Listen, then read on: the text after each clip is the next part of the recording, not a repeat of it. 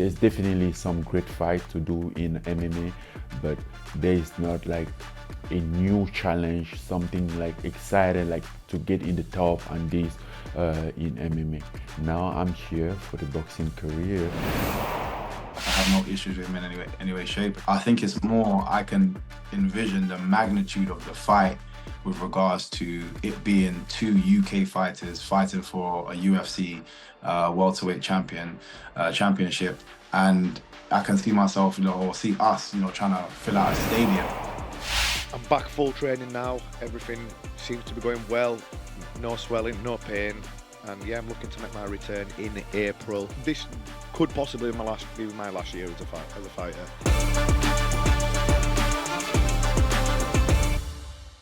Hello and welcome to the MMA Club, a new show for Sky Sports dedicated to all things mixed martial arts. That means we'll be covering UFC, PFL, One Championship. If it's any good, we'll talk about it. And I am in good company today. I'm delighted to say we are joined by a Muay Thai legend, 8-time world champion, Mr. Liam Harrison. Liam, how are you? I'm good, mate. Thank you for having me. It's exciting times for our sport. I am looking forward to chewing the fat about it all. Absolutely. As you can see, a man who has less world titles, but still a legend, very much in his own right. Sky Sports Combat Sport journalist, John Dennen. I'm very much not a legend. I'm a content goblin that they've let up from the first floor onto the third floor for this special occasion. Well, Liam, we mentioned your accolades there, all the world titles you've won. You have a brand new accolade today because this is the first episode of the MMA Club, which means you are officially the first member of the MMA Club. How does that feel? The old boy's still making history. He's still got it in the locker. Nah, like I say, when I was telling you earlier, when it got announced that One Championship were working alongside Sky Sports, when Chattery said, "I've got Sky," I was like, "No, you haven't. I don't believe you because stuff like this throughout my career, it just doesn't happen from Muay Thai. But One Championship have come along. They've changed the trajectory of this sport massively. It's now becoming much more mainstream. The fighters are getting treated how they should be treated, and that's all like superstars. We're all getting paid how we should be paid because for me, this is the most exciting sport on the earth. So I'm very grateful to be here. I'm very grateful to be fighting on Sky Sports later this year. And even though it's come at the back end of my fight career, it's a shame that it hasn't been a bit closer for me. But I'm just looking forward to seeing out the rest of my career on Sky with One Championship on the biggest stage. There we go. John, we're going to have the good and the great of MMA walking through that door over the next few years. What can we offer them as they come in as a memento to be members of the club? Blimey. I mean, we need some sort of mug. Yeah. A Sky Sports mug. Does it the greatest prize in sport? Well, I want one of them when I leave then, if that's all right. Yeah. Well, get a badge. Yeah, we need some sort of memento. Ideally, in the future, my plan for this is we sort of become like the stonemasons of MMA. Everyone gets a tattoo when they leave. And we're running the business behind the scenes. But look, we'll get to that in the years to come. We'll speak more to Liam about what he's got planned for this year as well. But first, we're going to start with Francis Ngannou because we caught up with him yesterday at the press conference to announce his fight with Anthony Joshua on March the 8th out in Saudi Arabia. And Francis had some very interesting things to say about his future back in MMA. You're hoping to collect victory against Anthony Joshua in March. What would that mean for your MMA career? If you beat Anthony Joshua... It's a boxing career, it's not an MMA career now. We are here talking about boxing career. In an MMA career, I get to the point that everybody is dreaming of. I was MMA champion, and then there's really not, there's definitely some great fight to do in MMA, but there's not like a new challenge, something like exciting, like to get in the top and this in MMA. Now I'm here for the boxing career, and there I had a lot of challenge. I have a lot of name, which is, for example, the top three that I always have, which is Fury, Joshua, and Wilder. And again, Wilder better put his out together because I'm not done. I still want that name in my own record.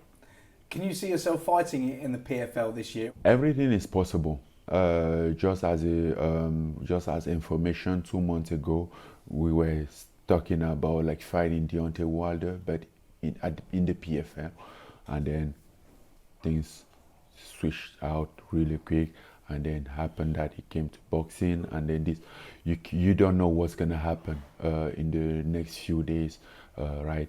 You don't know about the landscape can change really quick, so everything is possible. Okay, Francis Ngannou there. Liam, I'll start with you. First impressions when you hear that. Is that a man who's dying to get back into mixed martial arts?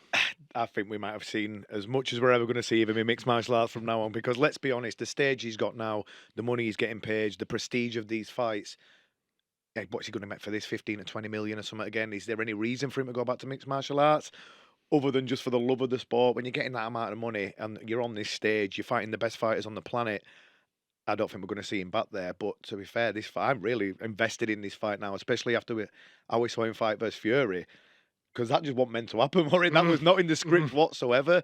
And this fight is just so exciting. You've got two of the biggest punchers on the planet there. It could just come down to whoever lands a bomb first, this one. And obviously, we've seen how... I wasn't sure how well Ngannou was going to look against Fury. I didn't know if his boxing skills would be up to scratch. And I thought he'd just get his head boxed off. He proved everyone wrong. I don't know whether that because Fury just didn't take him seriously, or Ngannou is just a lot more deceiving and a better boxer than he looks. But this fight is going to have everyone fully invested now with AJ, I think. John, what would the PFL make of this? Because our understanding was Francis has signed up for them in the middle of last year. He's not saying the words PFL. We seem to be no closer to a potential opponent. What will they be thinking? Yeah, I mean, as of a week or so ago, PFL were expecting to see Francis Ngannou back in the cage in an MMA fight. Like, I guess they feel that since they've acquired Bellator, maybe they've got the names for a big MMA contest. But one thing that I spoke to Peter Murray, the PFL CEO, about, he was talking about Ngannou, Deontay Wilder, not necessarily MMA, maybe mixed rules, but one thing he was very clear about wanting was for them to fight with 4-ounce gloves on. So that, I could see that's quite a marketable event. That's two of the world's biggest punches. That's absolute madness. Wow. Yeah, that's crazy. Yeah, that's crazy. Imagine one of them hitting you like just in a boxing fight like that. Jesus Christ. Oh yeah. How long is that going to last? Wilder in his last fight, when he just like the bomb squad looked like it had been diffused totally in his last fight against. He were a bit gun shy, wasn't he, and stuff. So putting him in 4-ounce gloves, would he still let that vicious, ferocious, crazy, wild style he had go? Like, I don't know, but if you put AJ and Francis in 4-ounce gloves, Jesus Christ, can you imagine that as well? But yeah, that's crazy. A crazy thought, that. Do you think when we're trying to put together these crossover fights, it's easier to market a MMA fighter coming into boxing than it is a boxer coming into some sort of MMA rules? Yeah, because obviously the MMA guy, they are still taught to punch. They still train boxing and stuff. If you're going to get a boxer trying to cross him over into some sort of MMA rules, a boxer's never been kicked in the leg in their life, I don't think. Yeah. And I'm telling you now, it's not a nice feeling if you get kicked straight on your thigh. I'm guessing they're not going to do much wrestling, much jiu-jitsu, so it's always going to be much easier for the MMA guy to come to boxing, especially when you've got someone with the disgraceful amount of power that Francis Ngannou has. Disgraceful. Yeah. Should be ashamed. Should be ashamed of himself. Should be ashamed of himself. It's someone who can punch that hard. Obviously, he might not be an amazing boxer, but he's going to have everyone's respect, and they're going to be fearful of him. Like Fury didn't really want to engage with him, especially after he got knocked down. It's going to be interesting to see how AJ deals with him, because AJ, I thought, looked really good in his last fight, because I thought he looked a bit gun shy in previous fights recently, but last fight I thought I was really impressed with his performance, and he turned the clock back a bit. But then when you put someone like Ngannou in front of him, how is he going to react to that? Because it's a scary thought having that guy in front of you. He's big, he's solid, he can punch through walls. So like I said, I'm invested in it. And what struck me about Ngannou was he can take a punch really well, against Fury, and so when you're solid like that and you can walk through punches, and you got a big dig on you, elbowed in the face and punched with 4-ounce gloves and kicked in the head, and these MMA guys are tough guys, aren't they? So it was probably like a breath of fresh air to him, to be fair. But like I said, AJ is a bigger puncher than Fury, although he's not a better boxer. He's a bigger puncher, and I think he hits a lot more harder and he hits more concussively. So if AJ hits you on the chin, that's that. Like I said, this could very well boil down to whoever lands a bomb first. So, like I say, I'm interested. John, you've followed AJ's career through the amateurs up to now. When he looks at Francis Ngannou, what do you think he sees? I do think he sees someone that he can look good against. Mm. Like, I think, especially the way he's rebuilt from his 2 losses to Usyk, his kind of confidence is back. And when AJ's confident, he's not bad on his feet as well. His boxing ability is good, maybe not as high as Usyk's, but it is very good. And he's strong, throws good combinations. So, for AJ's going to be thinking, this is a great fight for him. Like, huge money. And he'll be expecting to look good in it, I'm sure. Yeah. Have you ever been approached for a crazy crossover fight? Different rule sets being thrown at you? I got asked to fight Floyd Mayweather last year. There we go. Yeah. And I couldn't believe what were happening. But one of my fights, I got a really, really bad knee injury, and like my MCL were torn, my ACL were torn, and both my meniscus were torn, and my knee was just basically flopping around my leg like it was just. And they asked me to do the fight, and I thought it's only boxing. I don't have to throw any kicks. I thought, right, I'll take it. So I just said yeah. Mm-hmm. I went into the gym and I'd literally taped my leg up and gaffer taped it together and everything. I'm like, just like taped it as strong as I could. For the first couple of days, I was training, hitting pads, doing pad work. I thought, all right, here, I'll get through this. And then when I started sparring and I didn't have control of where the movement and stuff were going, and people started pushing me back and stuff like that. After training, I was getting out, unrapping my leg, and it was just all swollen. And it got to a point where I was training hard for a day, then I couldn't walk for 3 days just because of how badly damaged my leg was. And I said to my surgeon, I went, listen, this is a chance to fight Floyd Mayweather here. Can I get through this camp, do you reckon? And he just said, listen, mate, he said, I'm going to tell you straight now. He said, because I would never tell you to not do something like this. But he said, because you've got tears in like nearly every ligament in your knee, he said, you might be doing some damage here that I can't fix. And the fight was scheduled, I think, for 17th of February or something like that. And my surgery was due on the 30th of January. So I said, can I just push it back and get through the fight? And he said, listen, I'm not going to tell you what to do, but you might do some really lasting damage here, like where you might end up walking with a limp. You might need a knee replacement by the time you're 40. He said, is all that going to be worth it? And I thought, I'm probably not going to lay a glove on this guy, even when I'm at full fitness, do you know what I mean? I thought I probably won't be able to hit him. And I thought, let alone if I'm on one leg, and I thought, is it going to be worth just getting in there and humiliating myself where I can't move properly? So I had to pull out, and I was absolutely devastated. But you never know, it might come back round like later this year. Because I'd love to do that, just to be just to share the ring with him. It ended up being Aaron from Geordie Shore, and Aaron's a friend of mine. He stepped in and took the fight instead. And obviously, Aaron's not like a very experienced boxer. He's had a couple of fights, but yeah, Floyd put on a bit of a clinic and he was showing off and carrying on. But yeah, if I got in there with him, I wouldn't just like sit back. I'd be going for it, because that's what they said to me when his manager approached about the fight. He said, listen, will you go for it? I went, yeah. I said, I'm not going to lie down. I said, I'm not a boxer, but I'm a fighter. I said, I'll be swinging for the rafters, mate. Yeah. Because all I'd want to do is land one big clean shot, and that'll be my profile photo on Facebook for life. That's it. Do you know what I mean? So I was really excited about it. But it was just a shame that I couldn't move properly. I couldn't do anything. Like, if it had just been one ligament that were tore in my knee, I might have been able to get through it. But like there were 3 tears and my meniscus and everything, it just wasn't worth what I was going to do to myself in the long term. I had to be sensible, and I was gutted about it. Where do we stand now with health, fitness, recovery? What's the situation? So yeah, I was close to retiring actually, because my knee was giving me real problems. I've had quite a few knee problems over the years. I've just been to Costa Rica, and it was the best thing I've ever done. I went to get stem cell treatment at the RMI clinic there. Shout out to those guys, because the treatment was unbelievable. I'm back full training now. Everything seems to be going well. No swelling, no pain. And yeah, I'm looking to make my return in April.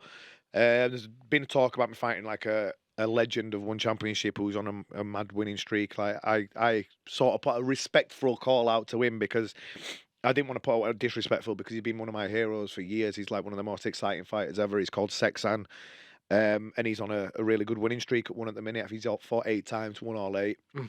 He accepted one championship. One of the guys there said, listen, we can make that fight happen. So I'm hoping that we can get it over the line and make it happen in April. I'm guessing he fights very regular, so I think he'll probably fight in February. So hopefully he has a healthy fight there, wins, and then we can make it happen in April. That would be like a dream come true to me, because he's so exciting, he's so crazy, and I think me and him can really create something special for the fans if you make matches together, because I don't know if anyone has seen Sexan. He's absolutely insane. He's one of the craziest fighters of the last 20 years. So yeah, I think that'll be a really exciting fight for not just me, but for the fans and everyone, and for Sky, and for everyone who's watching and involved. It's one of the things I absolutely love about Muay Thai. are the nicknames Yeah. that these fighters had. So Sexan, John, I've listened to this.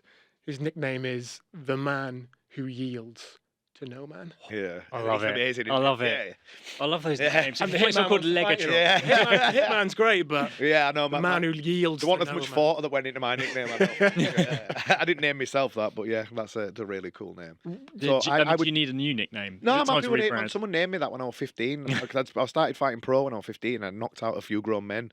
And then one guy in the gym just went, Hitman Harrison, done it again. And then that was it. It just stuck forever then. But going back to the names of the Thais, when I was living in Thailand, there was a Thai trainer there he was a real tall, skinny guy, but he was really strong in the clinch. And his name was the knee fighter who hunts souls.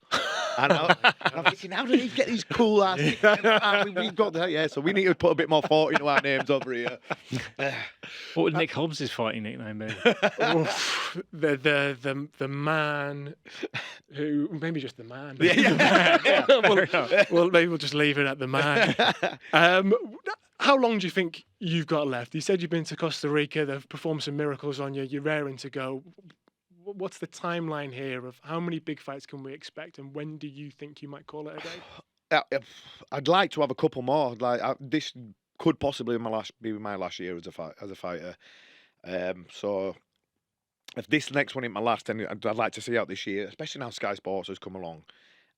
I've waited for this my entire career. This like a moment like this, and it's just a shame that it's come at the back end.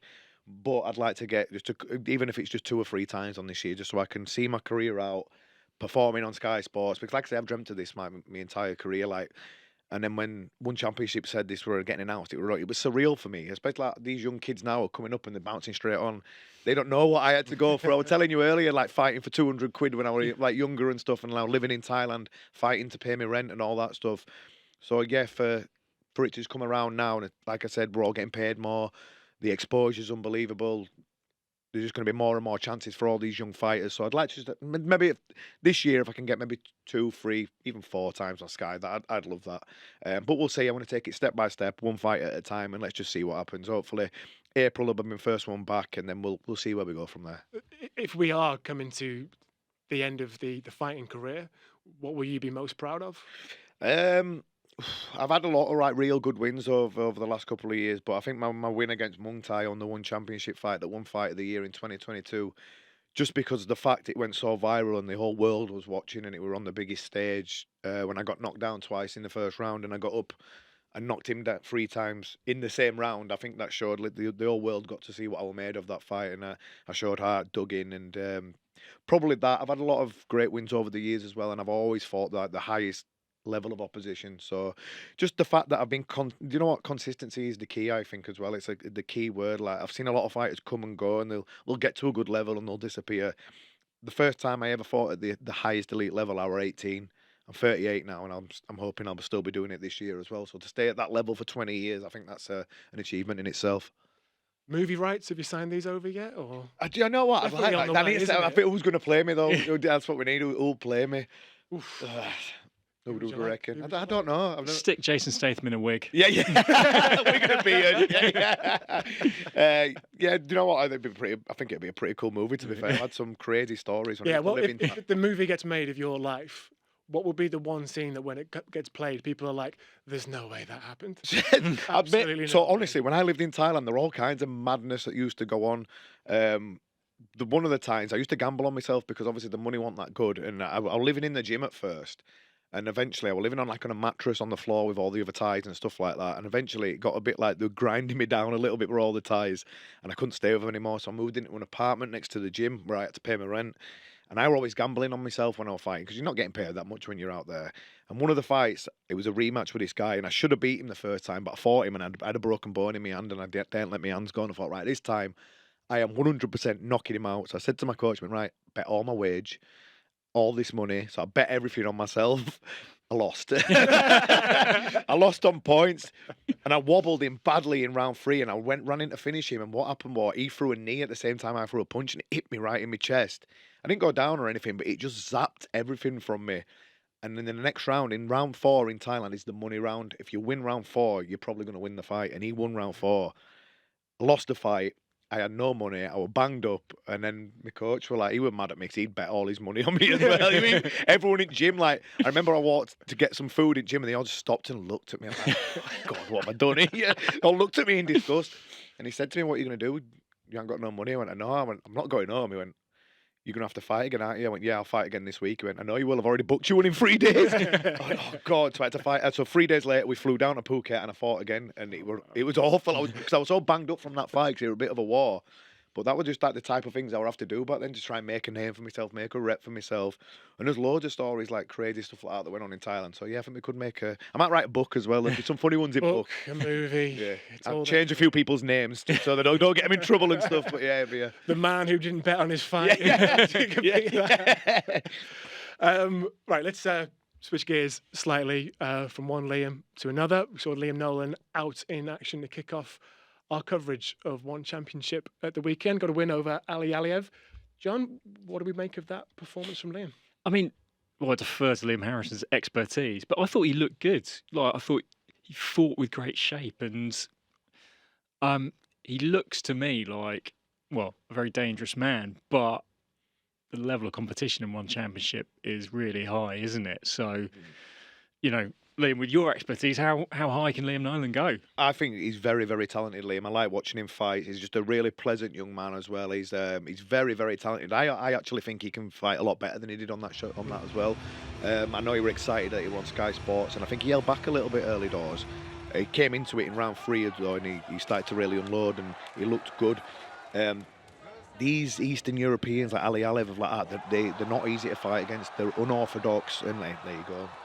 Landed a really solid shot there. He's very unorthodox, and it's not easy to look good against them. But he came into his own, especially in the 3rd round, and I'm looking. And there were a bit of ring rust there because he's done 2 fight camps recently, Liam, I think, and he's picked up injuries just before, and he hasn't actually got the fight out. So it was good to see him back. Good to see him back winning. There's some big fights in that division. I know he's chasing the rematch with Sinsamut, which I will really look forward to because I was really looking forward to that fight last time when Sinsamut caught him cold with a horrendous left hook. He's bounced back since that. He's back in winning ways now. So yeah, I'm looking forward to seeing where he goes from here because 77 kilo division in one, a lot of high profile fights from there. Obviously the champion Regin Ersel, an absolute demon of a man. I love watching him fight. Demon of a man. Yeah, honestly. So he's yeah, he's the champion in kickboxing and in Muay Thai. He can do it all. So it's not for Liam. I think him and Sinsamut rematch. And then maybe the winner will go on to get another title fight there. So yeah, interesting. Because I'm quite used to boxing where essentially you get to pad your record on the way up to title class, but it's kind of worth saying that in one championship it is different. You do go in hard, you can take losses, but it doesn't mean that suddenly you've reached your level if you've lost. You're fighting at the highest. The guys who are signed to one, they're all just elite guys. There's no easy fights in there, so you can't just like stroll in and think, "Oh, I'll put my sights on him and I'll burp my way up a little bit." Everyone is the highest level of striker you can get. Everyone, all the Muay Thai guys who are signed, especially, they're all already made it to elite level and they've been pulled out of the stadiums or the Europeans and stuff like that. There's nowhere to hide in one championship. So even if you do pick up a couple of losses, it doesn't matter because you're in there at the highest level. And it's not like boxing where you can only lose just by punching. There's so many ways to lose in Muay Thai. Obviously, there's kicks, knees, elbows, there's clinch work. It's in 4-ounce gloves now, which is like it only takes one shot from a striker of that level to turn your lights out. So yeah, there's no shame in when you're losing at that level. It's just how you bounce back and how you come back from it. I think when we were putting the first show out there, we were like, what's going to be the thing that can really hook people in? What's going to be the advert for Muay Thai? Well, we got that. Stefan Godori and Sua Black. Yeah. Who else? I'll be honest, I was watching it in my living room. The wife was sort of half paying attention. She heard Sua Black. She thought she heard Silla Black. Surprise, surprise. But Sua Black, apparently, again, with the nicknames, Black Tiger. Black Tiger, fantastic yeah. stuff. What a fight. Unbelievable. Sua Black have you seen his legs? He has got, this is my weight class. He's got like bodybuilder's legs. His legs are Those things. Honestly, I've never seen legs like him on a 65 kilo fighter. But there you go, Stefan Karodi. I don't think he's fought for a long time either because he broke his arm quite bad a couple of years back. And I think this was his first fight back. And to come back at this level and put that sort of performance in, this fight had everything, like you said. Anyone who were new to Muay Thai watching this fight, knockdowns, blood, drama, it had all of it. It was so exciting. And yeah, I hope we see. I know Superblack got the decision, and I want to see Karodi back though soon because if he's going to put this level of fights on, he's a great addition to one championship. Can you talk us through what it's like being in a fight like that? Because you've had plenty. Yeah. Okay. What's going through your mind? Can you just kind of describe the experience of being in the midst of it? When you get knocked down at this level, you have to try and keep your wits about you, but you've obviously got someone across the ring who's one of the greatest strikers on the planet who's trying to get you out of there. You can't just throw caution to the wind and just like go wild and stuff like that because it only takes one slip there and you're getting your lights turned out. You have to try and just stay focused whilst trying to survive, whilst trying to come back with something yourself that's going to get you back in the fight. It's very tough and it's not easy. And fair play to Superblack there because I'll know he was the favourite before the fight. When someone knocks you down like that in 4-ounce gloves, and that was a heavy knockdown that Superblack took. It wasn't just a flash knockdown. Fair play to him for getting himself back in the fight. Showed massive heart, determination, and he had to pull on all his experience there to keep himself in the fight and to get that decision. So yeah, fair play. And John, next time you hear Superblack's going to be competing, we'll be tuning in, won't we? Because that was fantastic. Yeah, that was his second fight in a month as well, I think, because he stopped Craig Coakley on the 22nd of December in the first round. Craig Coakley is actually Karodi's training partner in Ireland, where they train at the same gym.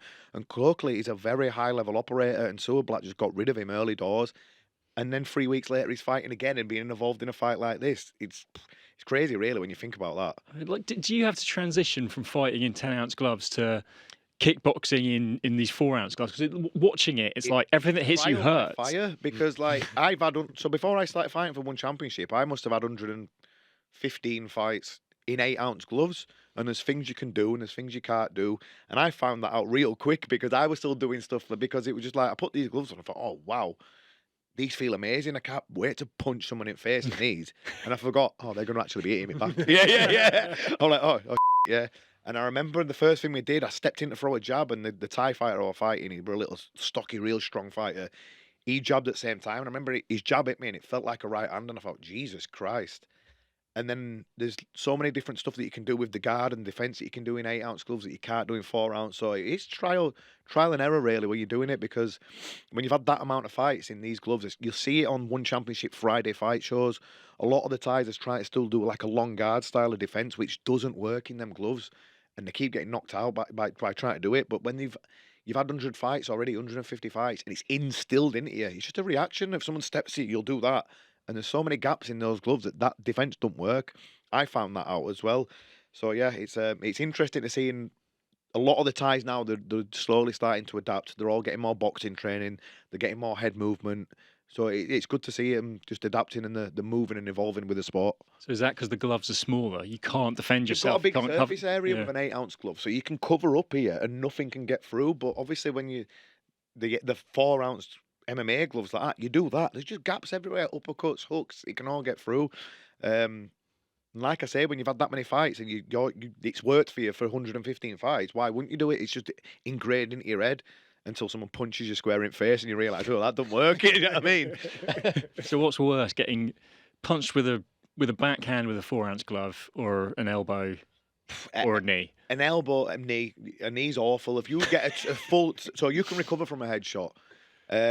There's been fights where I've got knocked down, recovered, come back and won by knockout. There's been quite a few fights in my career where I've done that. If you get hit with a really good knee right in your solar plexus, it drains your energy bar right down there. So even if you don't go down, it still drains your energy that much where it's hard to try and get yourself back into the fight. I always say, and I've always said my whole career, I'd rather get it square on chin than in the liver or in sternum with a really heavy shot like that. So yeah, definitely a knee's hard. You must have taken a couple to the solar plexus, John.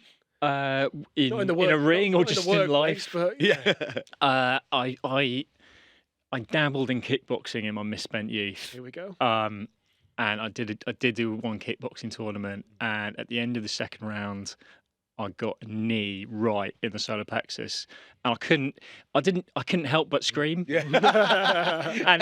and it sort of folded me in half, and the bell went, and I remember in my mind thinking, I've literally been saved by the bell, literally. And I went back to my corner, and I was taught by like an ex-Shaolin monk who was a bad man. And he was just so angry with me. He was like incandescent with rage, and he just started shouting, "Show no pain! Show no pain!" So I went out for the third round and did all right. Yeah. I lost the fight, but I didn't get stopped. That's how the legend. I feel like an idiot talking about my fighting experience in front of arguably Britain's greatest ever kickboxer. So maybe we should edit this out. Everyone starts somewhere, and that's how the legend of the man who screams for no man was born. Man who screams for no reason. There it is. That's the name. We've got it. reason. Look, it was a great way to kick off One Championship on Sky Sports. Our next offering sees the UK's Jonathan Haggerty defend his bantamweight Muay Thai title against Philippe Lobo. That was announced exclusively on Sky Sports News. What do you make of that fight? So the bantamweight division at the minute, there's two guys who I think are on a collision course to fight. Haggerty versus Nico Carrillo. Both young guys, and that fight's going to happen. But I know Nico's hurt his hand against Ngannou, and I know Haggerty has to be kept busy. Lobo's in there. He's coming off a good win against Samopech. And there were so many. I was looking at the comments when his fight got announced, and everyone was thinking Haggerty's going to obliterate Lobo. Lobo's very good. He's technically very good. He's got a big heart because when he beat Samopech, he got knocked down early in that fight, and he was in all kinds of trouble, and he came back to win by stoppage. So I'm looking forward to it. It'll be a good clash of styles. I don't think it's going to be your knockdown, drag out, crazy fights that you might see sometimes on One Championship, but there's going to be a lot of thought going into it. It's going to be two very good technicians. So yeah, it's an interesting one. But to be fair, I think the fight that it's going to lead up to is going to be Haggerty versus Carrillo, because that's massive, massive fight. Everyone wants to see that fight. But don't write Lobo off out of this one, because people keep saying, yeah, Haggerty will win this and it's Haggerty versus Carrillo. Don't write him off, because he's a dangerous young man, and he's just being like quiet and calm about it all. But he's saying like, let's see fight night level, let's see how it goes. So yeah. Again, it's everything's interesting in One Championship. 4 rounds goes Muay Thai. You can never ever write anyone off. Yeah. That's what you never get into a fight coming up on these shows where you think, right, 100%. I know he's 100% going to win, because you just don't know what's going to happen. That's what's so exciting about it.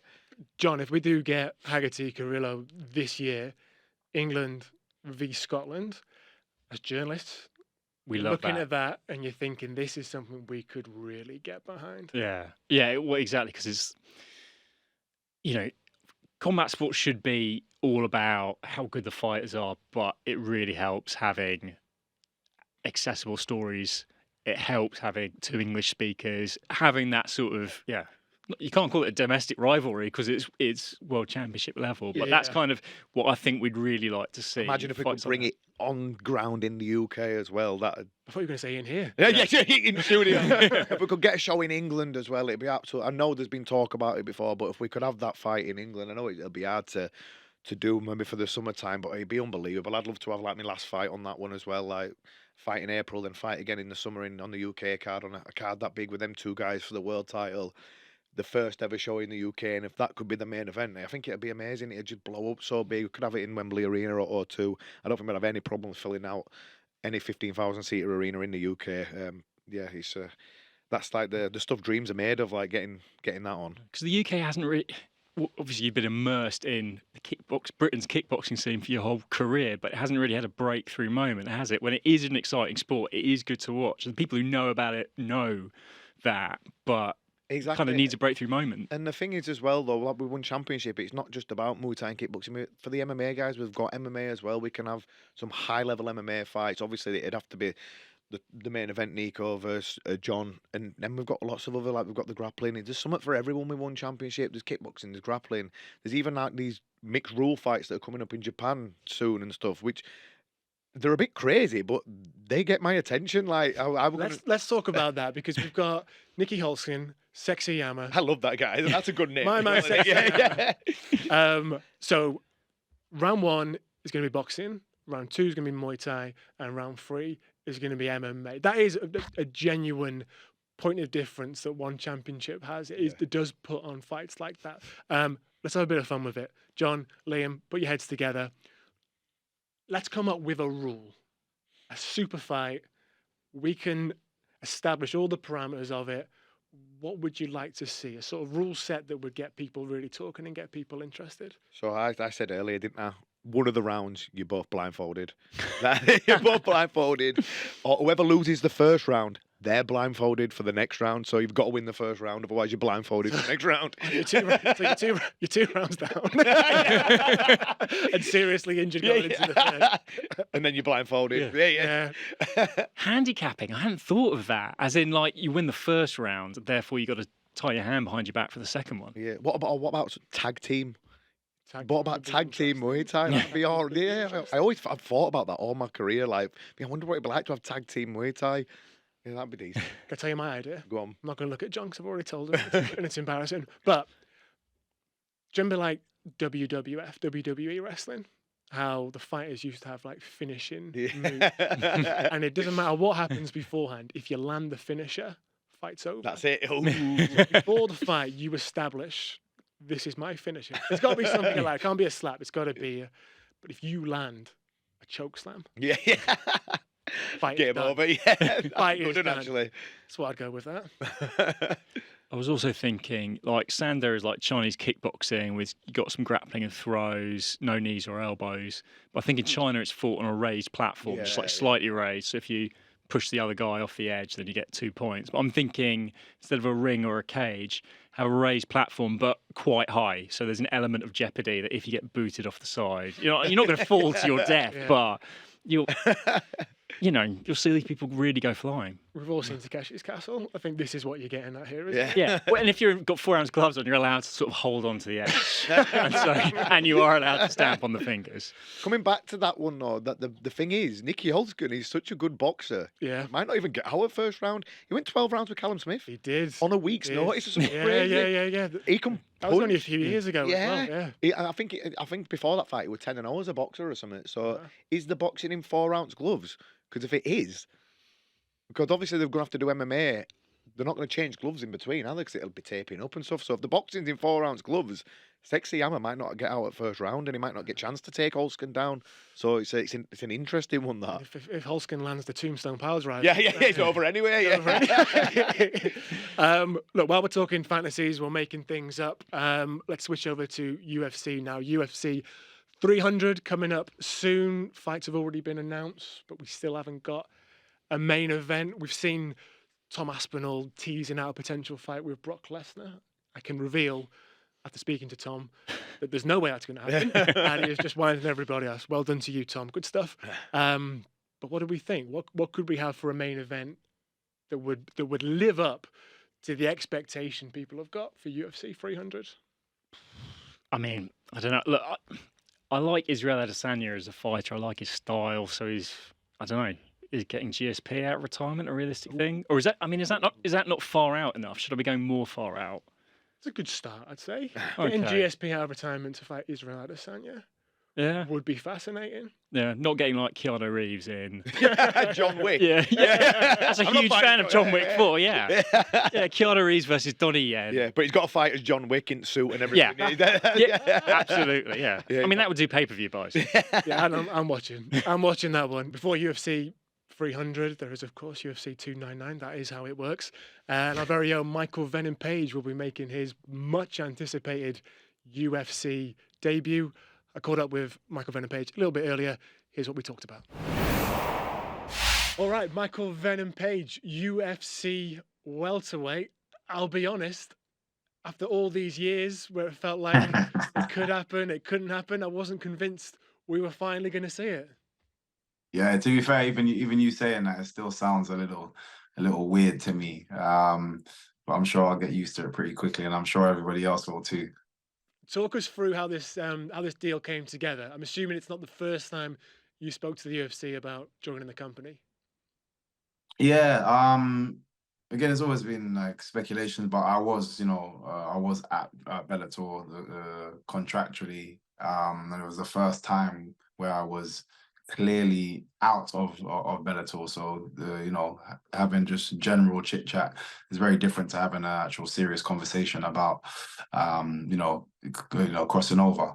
So obviously after leaving Bellator, becoming unemployed and in unemployment tour, just obviously speaking to UFC, getting their feedback, spoke to PFL as well, getting their feedback and just kind of seeing where best to land, and it was the UFC. How close did you come to perhaps joining up with the the PFL. Was it ever a serious competition there? Yeah, I think they're doing good things. They are doing good things. I just think it's not quite right for me at this time in my career, and it's definitely something that I see myself. That UFC was always something that I did see myself doing in my career. So I feel like I'd say it's coming to the end of my career now. So it's like I wouldn't have time to do anything else. So they really would have had to make something really big and life-changing happen like make something happen by wherever deal to make me come over. But yeah, we had the conversations. It was serious. I always consider people, but UFC was always there, and they had to do their best to try and turn my head, and it didn't turn. So what exactly have you signed up for? How many fights are we talking? 6 fights. Okay. 6 fights. Okay. That's quite a few. That gives you plenty of time to sort of move up the ranks, even if you are started pretty high up there with Kevin Holland, right? Yeah, definitely. Again, I still I think that is a statement in itself. The fact that I'm taking the likes of like a Kevin Holland first fight, when I'm not trying to waste time here. I feel like I'm a veteran in the game. I've been in the game long enough to know where I stand, and it's about going straight to the top. Did you have any other options? Did they say, do you want to fight Kevin or do you want to fight this guy or that guy? How did it kind of come together in the end there? Loads of names kind of were put forward, but to be fair, they were more insistent on Kevin Holland, and I don't really care as long as it was like it puts me in the mix at the top of the game and at the top of the pyramid versus at the bottom, then I was happy anyway. So yeah, for me, I always leave that down to my coaches. I leave it down to the organizers, which is now UFC, and yeah, they were happy. Both sides were happy with that, and I'm equally happy and excited for this fight. How highly do you rate Kevin Holland? We've seen a lot of him in the last few years. He's shown a lot of versatility in how he can finish fights. We saw him tap Chiesa. We've seen him knock Jacare out from lying on his back. I mean, this is a dangerous guy with a lot of weapons, isn't it?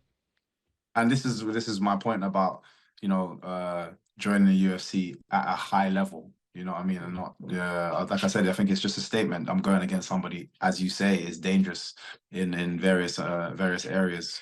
But I back myself, every single time I step in the cage. But yeah, I'm a fan of him. I'm a fan of a lot of like people in the UFC. I'm a fan of him, but I was raised fighting my siblings, so I definitely haven't a problem fighting somebody that I appreciate. Yeah, if you can beat your brothers up, then I'm sure you'll have no problem putting hands on Kevin Holland, right? Exactly. Do you think they're making a bit of a statement to you as well in giving you Kevin Holland, in that you said you wanted to come over here and compete with the best? Well, this is how you're going to have to do it.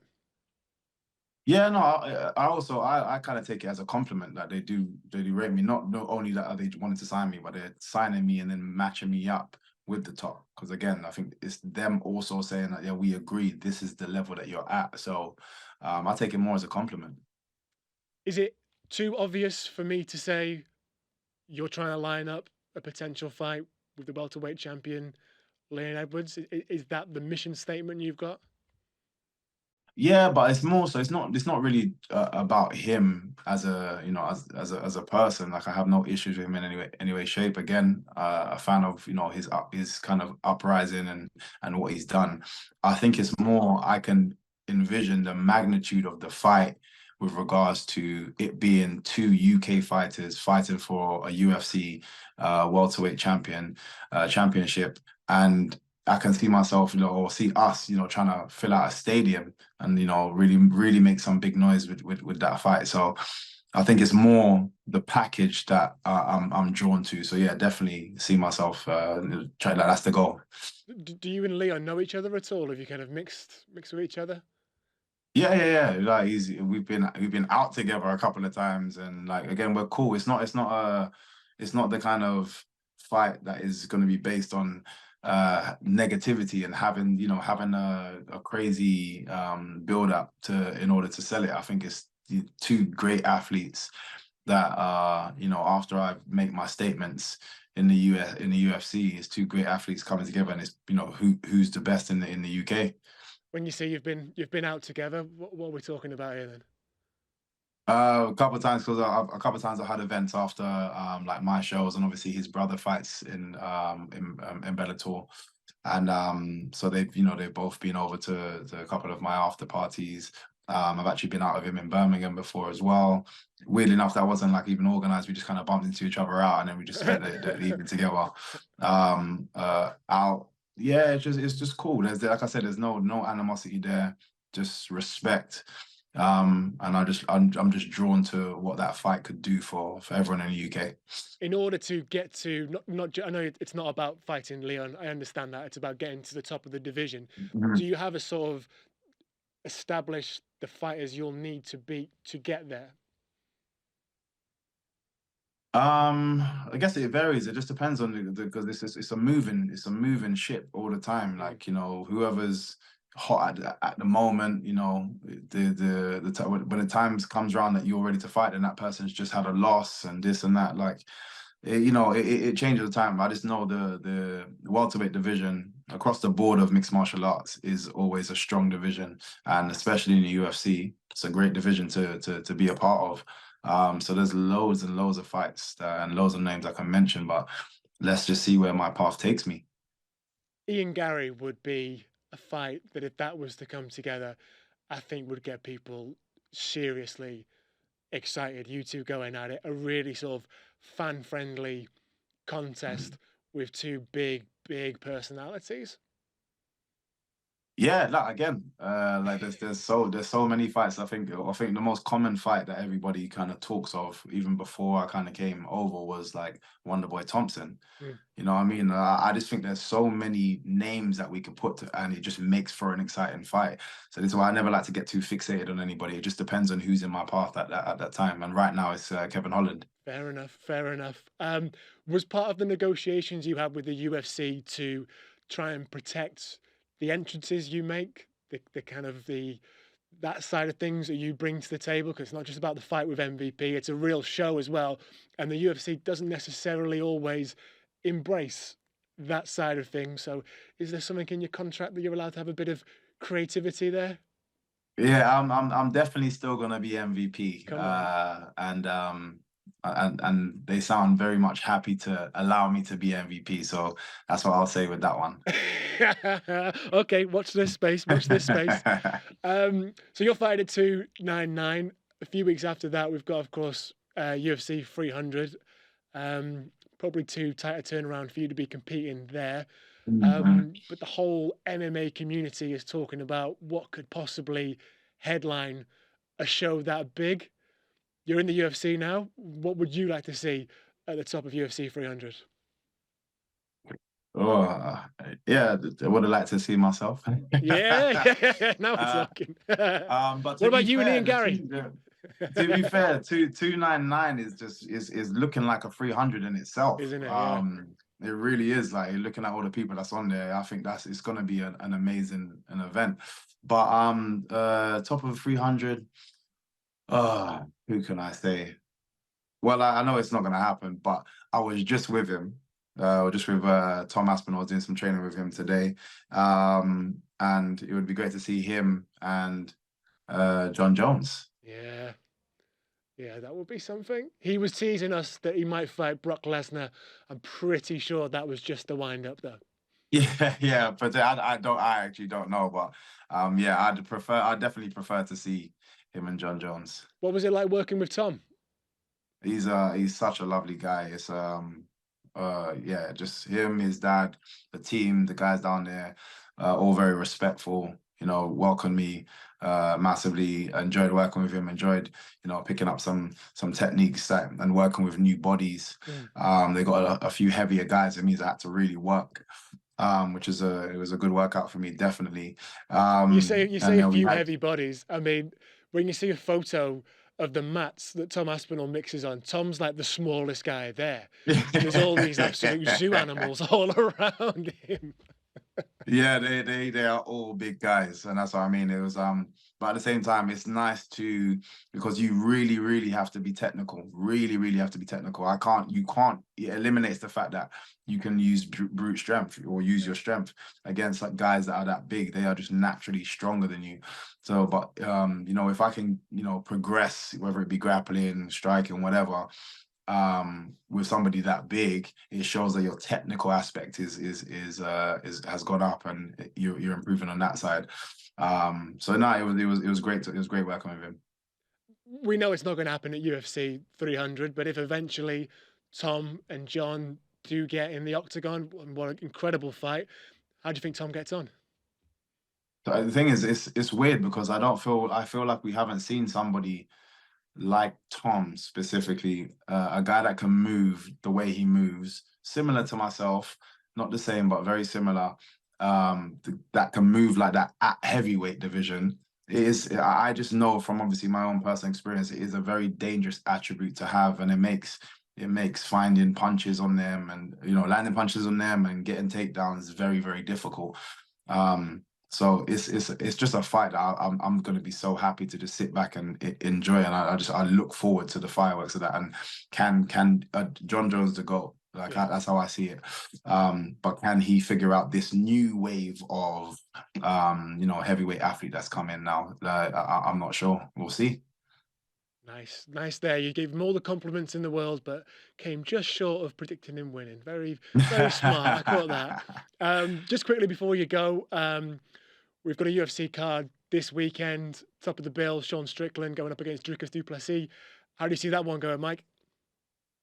It's a weird one because I think Strickland's had a hell of a year to turn around and come. Like I personally, not in a disrespectful way, but I've never really rated him and like massively. He kind of seems to have up and down fights. Yeah. But like, yeah, obviously he's had a great year this year, and again, du Plessis is very new. Say it's still you can tell the raw power that this guy has, but still relatively fresh. But he's kind of like being blown up quite quickly.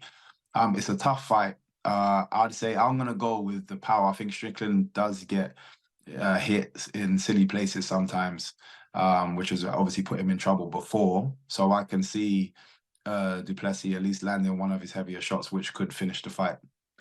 When you look at du Plessis, what he's done in his time in the UFC, he had success elsewhere, KSW, of course, as well, and how quickly he went from people not really paying too much attention to all of a sudden he's the outright contender for the middleweight belt. Does that, you know, in some way inspire you or at least show you how quickly you can make an impact on the UFC? And I think you probably have the advantage of you're going to go into your debut with them with already people talking about you quite a lot. Yeah, and that's where I think it differs. I've managed to generate quite a popular crowd and of supporters and haters, but they all talk, and that makes me it gives me a bigger advantage by way of like popularity, should I say, moving forward into the UFC. Whereas, like you say, he's kind of had a crazy kind of blow up since joining the UFC. For me, it just turns me into a mega star, way bigger than any of the guys because of that little advantage that I've got. But regardless of it's all about winning fights, and the reason why he's there is because he's winning fights. So if I can have as much a name or even if I had a bigger name, I'm walking to the UFC. If I do not execute the way I need to execute, then it's not going to matter anyway. Are you ready for the new haters? Oh yeah, no, I'm definitely ready for it. To be fair, I think it's nice. It's kind of nice being edged, and definitely I reckon you're gonna get even crazier fans in the UFC. But I'm kind of accustomed to it. So I've definitely got an advantage in that side. I don't get stressed about things like that, and I've learned very quickly from when I first started the MMA. Sure. This weekend as well, we've also got Arnold Allen on the card taking on Movsar Evloev. Allen looking to bounce back from that defeat to Max Holloway. Looks like a really tough fight on paper, really tough fight. How do you think he's going to get on? Arnold Allen all day, man. Arnold Allen all day, because Yes, it was a tough defeat, but it was close. He stuck in there. You know, I know technically that's a hard fight to win anyway, but he stuck in there the whole time. He toughed it out. He's a tough athlete. I've seen him since I think it was like his second fight. I remember at UCMMA. So I've watched him for a long time, and then even when he got into the UFC, he took a last minute fight and turned it around. And everyone, you know, a lot of people seem to underestimate him, but he is an absolute talent, and I definitely see him coming back after that loss. Knowing him the way you know him, do you think he's got a title push still in him? 100%, yeah, 100% has. He definitely does.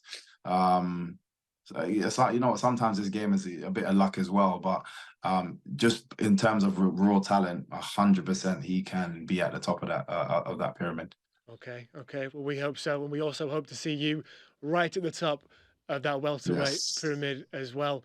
Michael Venom Page, thank you so much for joining us. Best of luck. Let's catch up Thank soon, you. man.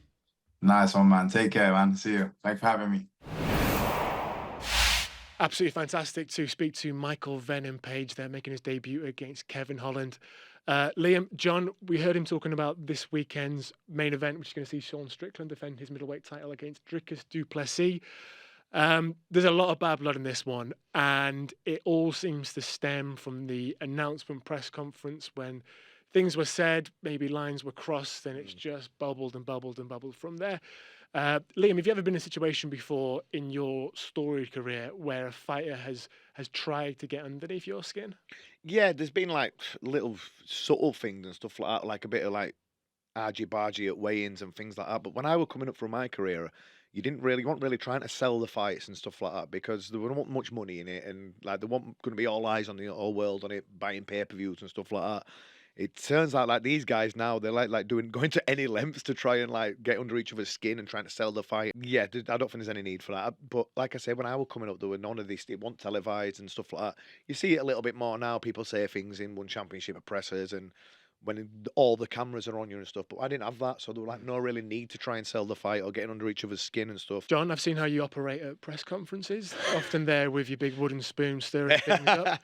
But it can go too far sometimes. It would appear it went too far on this occasion as well. Yeah, absolutely. It's like, you know, fighters work so hard and train so hard that you want people to care about their fights. You want people to be engaged with what's going on. It's great if there is a good story and a rivalry, an obvious hostility. And yeah, sometimes it's not always hard to say exactly where the line is, but a lot of the time it's pretty obvious when something's way over the line, and that is exactly what you don't want, because ultimately you don't want to demean yourselves and your sport. Like I did an interview with Chatri, the CEO and founder of One Championship, and he was talking about how he wanted the ethos of the company and the events to be about what's great about martial arts. You know, martial arts isn't just, you know, a brutal, or in his words, blood sport. It's something that people all over the world do, you know, young kids do in gyms, and it isn't just, you know, it teaches people how to fight and be confident, but it also teaches them discipline and self-respect, and that's why you want kids doing these great sports. And you're sort of, yeah, going way over that line might appeal to a certain market, but in the long term, it's not. It takes you away from the mainstream, especially if you're doing stuff at pre-fight that is unbroadcastable. Yeah. You actually don't sell your fight. Have you seen incidents in the past when press conferences have got very heated, things have gone too far, and you've seen how it's affected the fighters when it actually comes to competing? Yeah, I mean, because I think I'm right in saying when you fight, you want controlled fury, cold fury, and if you get rattled and go too far, it goes objective. Yeah, there's never subjective, because when you start putting emotion into it and that, and that's when you make mistakes. Yeah, exactly. Derek Chisora throwing a table at Dillian Whyte didn't help him win the fight.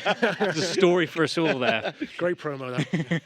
A quick word on Arnold Allen. He is coming back from defeat from Max Holloway. Tough fight this weekend against Movsar Evloev. Can you give a bit of advice to Arnold? You know what it's like to come back from defeat and prove yourself again. He's going through it. The last time out, he was top of the bill against an absolute legend of the sport. Now he's barely on the main card. against the guy who will be looking at him as you're my stepping stone to move up. So in terms of dealing with defeat, what would your advice be to Arnold? This battle is going to be mental now. It's obviously his training ethic will still have been the same. He'll still put all the hard work in. Everything will be the same with his training and his physique and etc. etc. It's just all down to this now. And you just need to stay strong, try and wipe out and not even think about what's happened in the last fight. Get rid of that, get rid of all the doubts and just laser focused, tunnel vision, just looking forward at this fight only, put in a solid display and then let's see where you go from there. But like I say, it's all mental from here. Okay. Solid advice. I think you can take some of that advice as well, John. It's all mental. It is all here, mental. mate. It's tunnel vision. It's obviously it's difficult when you're coming off a loss, but like it depends how you're coming back from it. Like every time I've come back off a loss, I've always thought, right, I'm getting back in that gym, and I want to put right what went wrong. I want to show that I've still got it. I want to show that I'm still here at this level, and as long as he's got that laser focus, I don't see any reason why he can't get himself back. You can tell he's still eager for a fight, can't you? Yeah, you're feeling it now. Okay, that's all we've got time for. Member number 1. That doesn't sound great. Gold member. My thanks to our guest, Liam. We really enjoyed you having here. That was an absolute treat. Thank you to MVP as well and to the man who screams for no reason. That's all we've got time for. Please let us know in the comments what you thought of all the topics we have covered today. Episode 1 in the bag. We will speak to you again very soon.